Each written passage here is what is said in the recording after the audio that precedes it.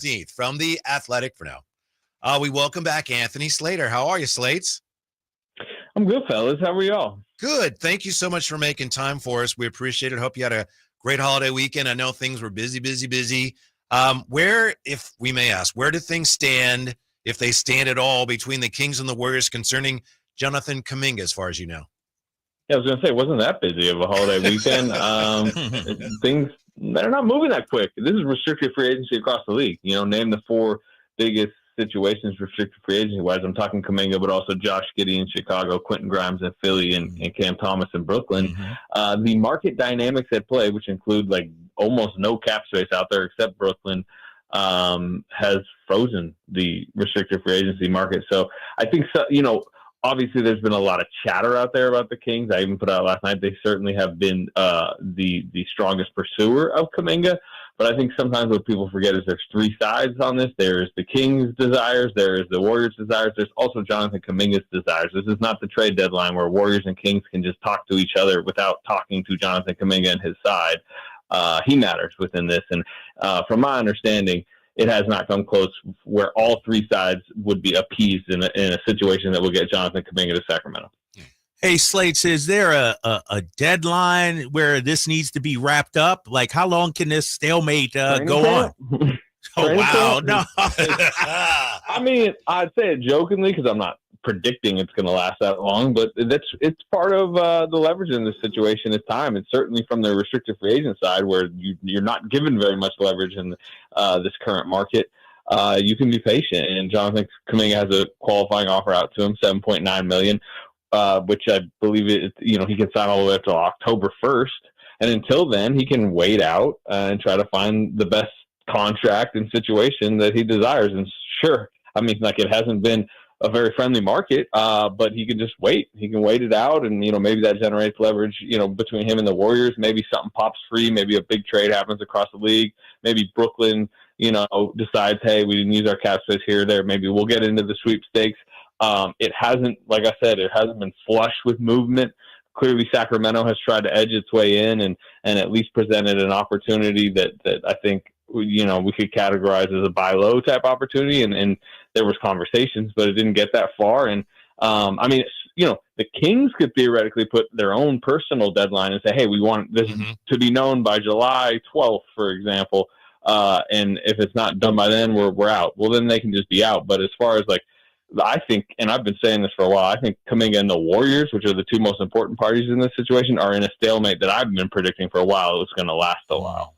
It's Anthony Slater, of course. Slates, I wanted to ask your views of Kuminga. The great Nick Friedel told me years ago. Nick Friedel said, Slater's a big Kuminga guy. Is that accurate? Would you describe yourself as a big Kuminga guy?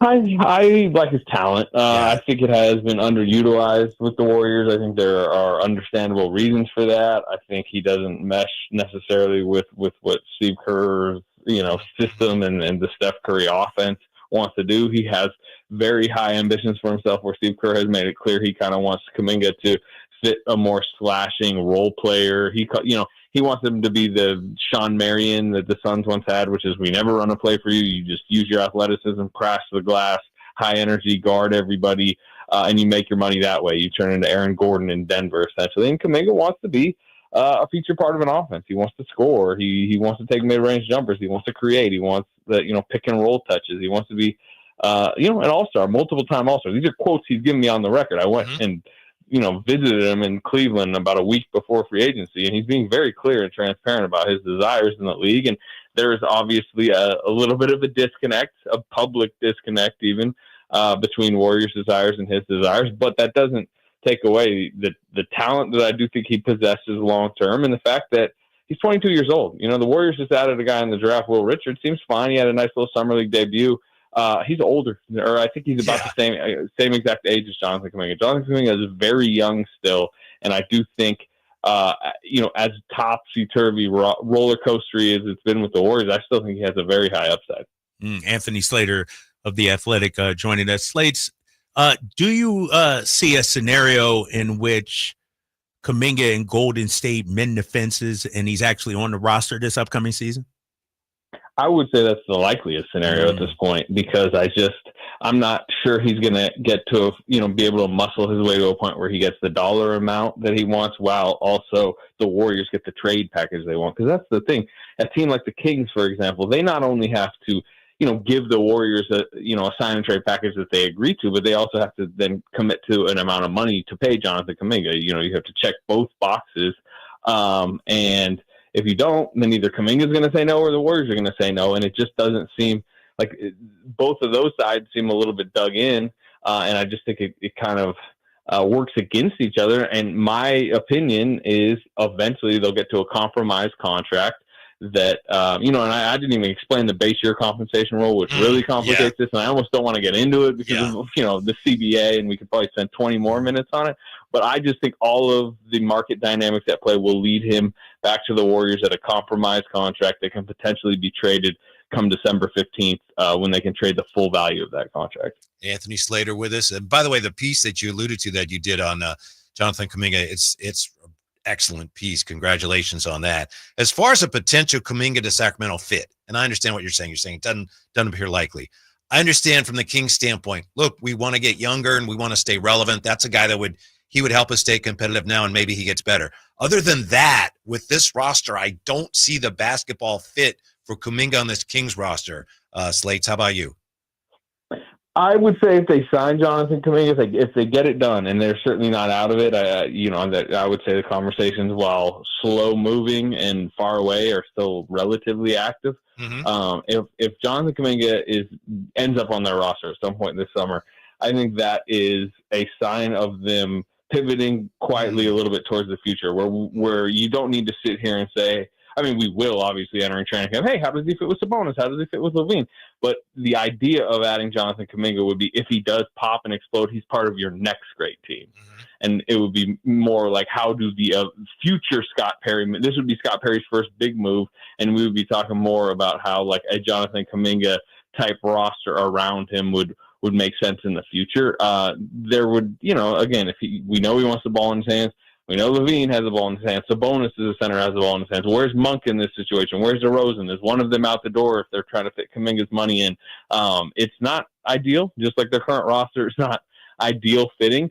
But I guess the appeal of a Kuminga compared to a DeRozan or some of the other pieces on the roster is the age. It's the 22. Yeah. It's the idea of you are undergoing a little bit more of a youth movement. Anthony Slater joining us. Slates, I want to switch gears to the latest with Dennis Schroder.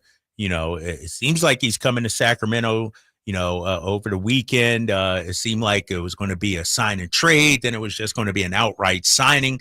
Malik Monk was rumored to be involved over the last week. What can you tell us about where things stand there? Yeah, it's not official at this point, which, that happens a lot in the league, where they're, the way you have to sequence some of these moves, and it's becoming more and more complicated, as you guys know, sitting on the radio having to talk about all these first apron, second apron, all these odd terms that are just thrown into the lexicon. Sometimes the way teams have to sequence their moves to stay under, the rules of the league mean you can't officially do stuff till kind of later. That's why that Durant thing became a 7-team trade that people were kind of hyping up, where it was like, okay, just part of it was just this team was swapping draft picks with this team, but by the time draft night got there, like it was, like the Warriors were roped into it. It was like they didn't really have anything to do with it. But anyways, my point is,